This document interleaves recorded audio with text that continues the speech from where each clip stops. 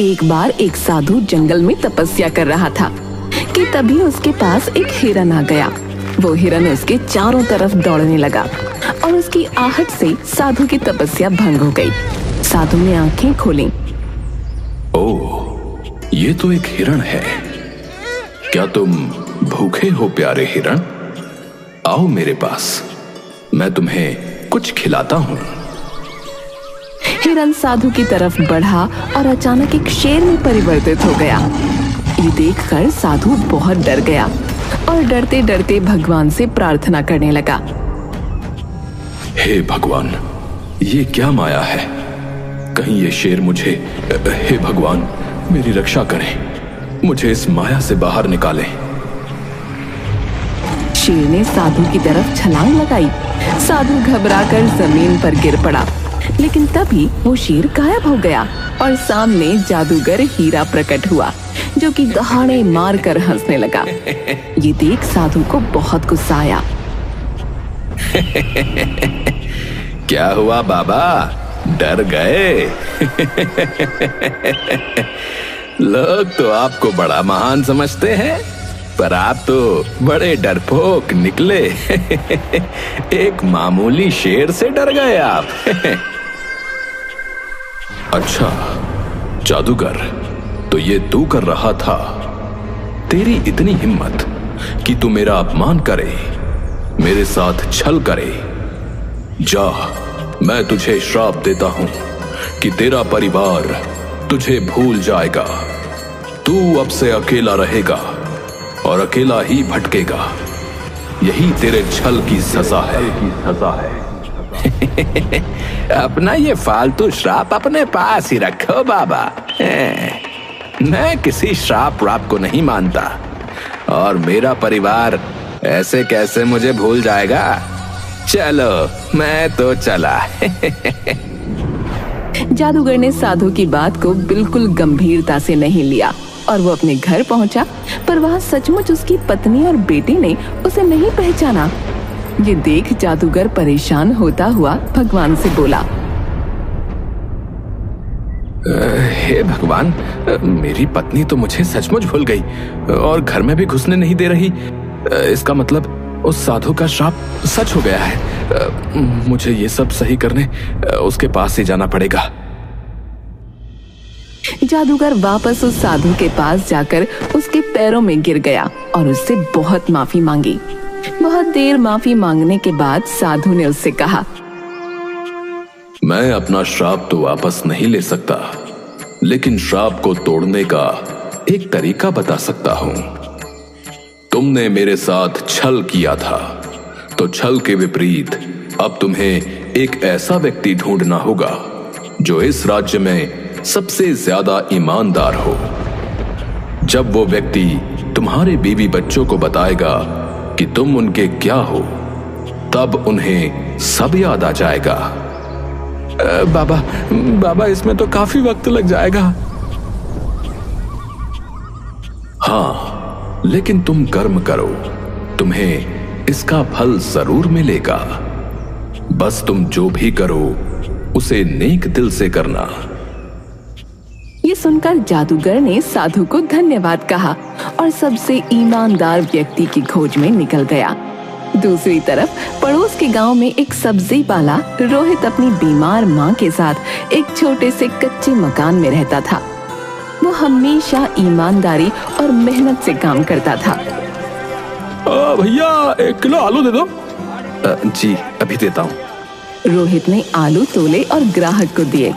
ग्राहक गलती से ज्यादा पैसे देकर चला गया, लेकिन रोहित तुरंत ही ग्राहक को आवाज देकर कहता है,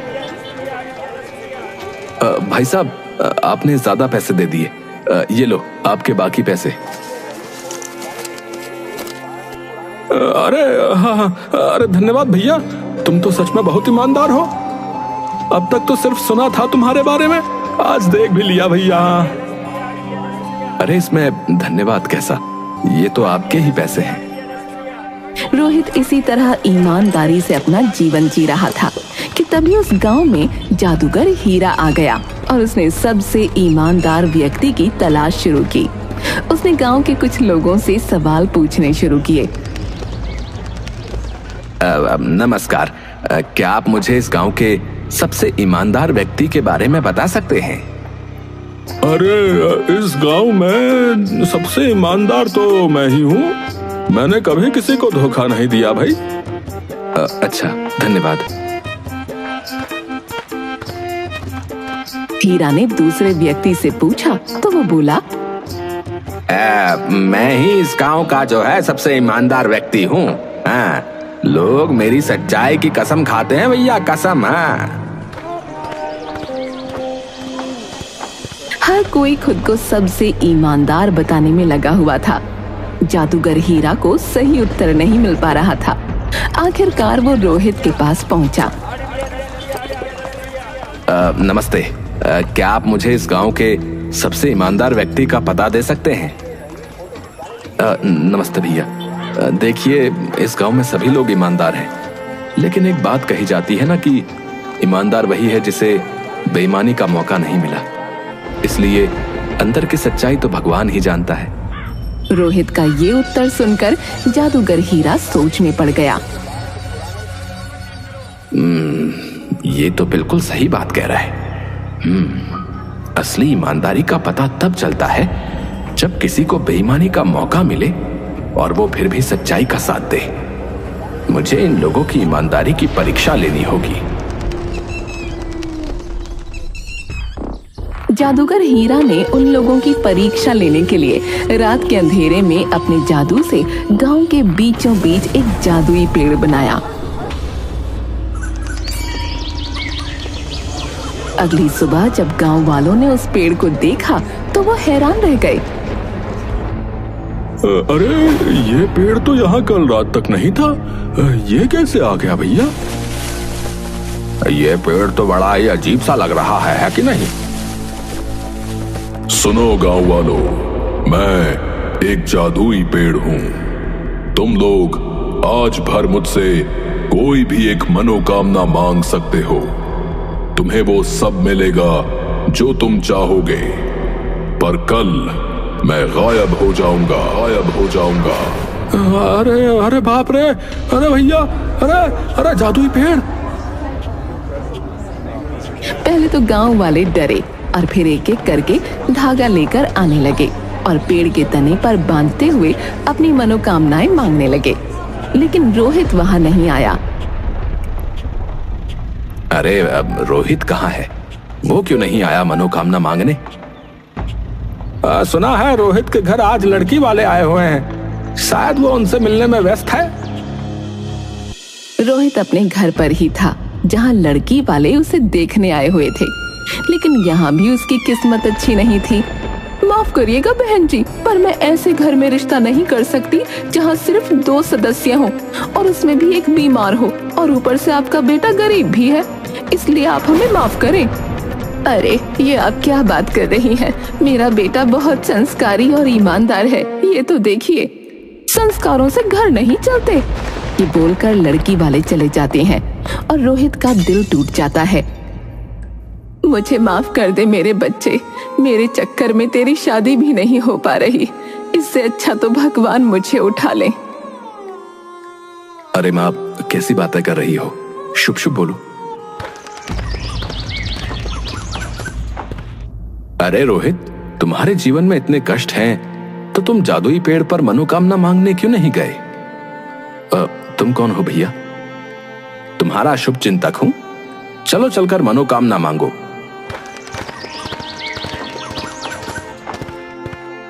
रोहित जाता है और मनोकामना मांगता है। लेकिन अगले दिन गांव में कुछ अजीब हुआ। लोगों की मनोकामनाएं गलत हाथों में पहुंच गईं। किसी ने धन मांगा था, लेकिन उसे किसी और के पास भेज दिया गया। किसी ने सोना मांगा था, लेकिन वो किसी और को मिल गया।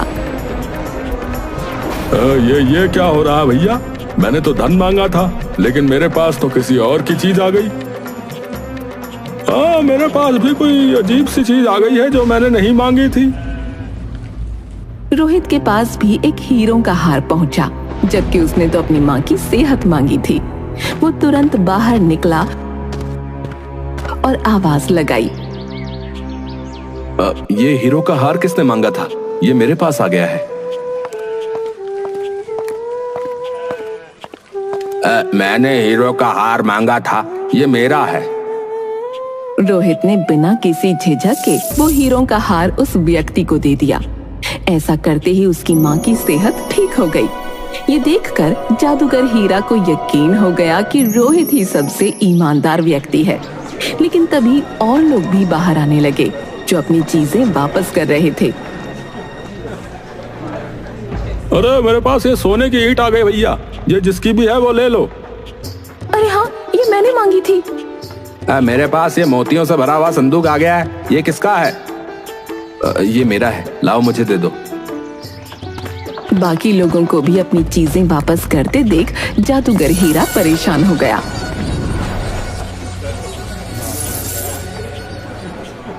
हे भगवान, ये क्या चल रहा है? मुझे तो लगा था कि रोहित ही सबसे ईमानदार व्यक्ति है, पर यहाँ तो और लोग भी अपनी चीजें वापस कर रहे हैं। अब कैसे पता चलेगा कि सबसे ईमानदार कौन है? वो ये सब सोच ही रहा था कि तभी उसे एक विचार आया। यहाँ पर शायद लोगों ने ईमानदारी इसलिए भी दिखाई क्योंकि ये बात पूरे गांव के सामने थी। अब मुझे कुछ ऐसा करना पड़ेगा जो अकेले उनके लिए हो, तब पता चलेगा कि ईमानदार कौन है। ईमानदारी की असली परीक्षा अकेले में ही होती है।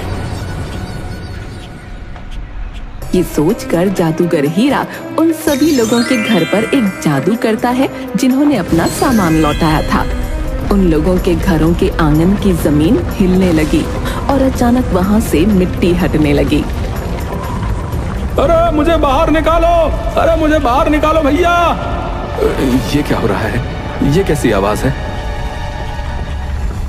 बेटा, हमारे आंगन में जरूर कोई खजाना है। मैंने अपने बड़े बूढ़ों से सुना है कि खजाना ही ऐसे आवाज देता है।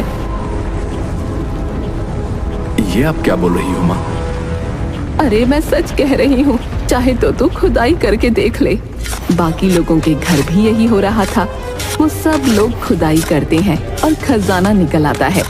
खजाने को देखकर सबकी आंखें चौंधी आ गईं। हे भगवान, तेरा बहुत बहुत धन्यवाद है, मैं तो अमीर हो गया है। अरे बाप रे, इतना बड़ा खजाना! देखा, मैंने क्या कहा था। ये तो सचमुच खजाना है, लेकिन मैं इसको नहीं रख सकता। जमीन में निकले खजाने का हक राज्य का होता है। मैं इसे राज्य को वापस कर दूंगा। अरे तू पागल हो गया है क्या? ऐसा मत कर। इस खजाने की मदद से तेरी शादी हो सकती है। नहीं माँ, मैं जो करूंगा मेहनत और ईमानदारी से करूंगा, ऐसे नहीं। रोहित वो खजाना लेकर घर से निकला और राज्य को वापस कर दिया। ये देखकर जादूगर हीरा को यकीन हो गया कि सबसे ईमानदार व्यक्ति वही है, क्योंकि और किसी ने खजाना वापस न किया था। फिर वो रोहित के पास पहुंचा और उसे पूरी बात बताई। मैंने उस साधु के साथ बहुत बुरा किया, इसलिए उन्होंने मुझे श्राप दे दिया। और इस श्राप को तोड़ने का सिर्फ एक ही तरीका है कि इस राज्य का सबसे ईमानदार व्यक्ति मेरी पत्नी और बच्चे को मेरे बारे में बताए। इसीलिए मैं तुम्हारे पास आया हूँ, क्योंकि तुम ही इस राज्य के सबसे ईमानदार व्यक्ति हो। पर मैं कैसे? मेरी इतनी सी बात मान लो, बदले में मैं तुम्हारा जीवन बदल दूंगा। तुम्हें धनी बना दूंगा, जिससे तुम्हारी शादी भी आसानी से हो जाएगी। नहीं, इसकी जरूरत नहीं है। मैं तुम्हारा काम कर दूंगा। मुझे कोई रिश्वत नहीं चाहिए। रोहित जादूगर हीरा के परिवार के पास गया।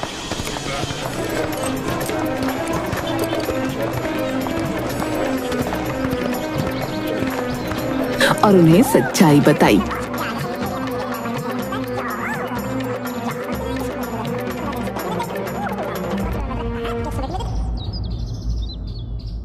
बहन जी, ये आपके पति जादूगर हीरा हैं। इन्हें एक साधु के द्वारा शाप लगा था, जिस कारण आप इन्हें भूल गई थी। रोहित के मुंह से ये सुनकर जादूगर हीरा की पत्नी और बच्चे को सब कुछ याद आ गया। अरे हाँ, मुझे सब याद आ गया। हीरा, तुम कहाँ थे इतने दिनों से? पिताजी, आप कहाँ चले गए थे? जादूगर हीरा ये देखकर खुशी से रोने लगा और उसने उन्हें पूरी बात बताई। धन्यवाद रोहित, तुम्हारी मदद से मेरा परिवार मुझे फिर से पहचान गया। मैं तुम्हारी मदद करना चाहता हूँ, कृपया मुझे करने दो। नहीं, मैंने तुमसे पहले ही कहा था ना, मुझे कोई रिश्वत नहीं चाहिए। तुम्हें कसम है कि तुम मेरे लिए कोई जादू नहीं करोगे।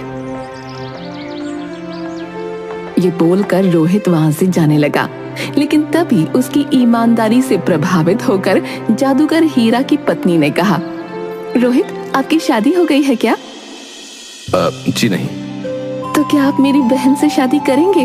आप जैसे ईमानदार व्यक्ति से शादी करके मेरी बहन धन्य हो जाएगी। रोहित ये सुनकर हैरान रह गया और उसने हाँ कर दी। और कुछ इस तरह रोहित की ईमानदारी ने उसे न सिर्फ गांव में सम्मान दिलाया, बल्कि एक अच्छा जीवन साथी भी। जादूगर हीरा और उसका परिवार भी फिर से खुशहाल जीवन जीने लगा और रोहित ने अपनी सच्चाई और मेहनत से एक नई शुरुआत की।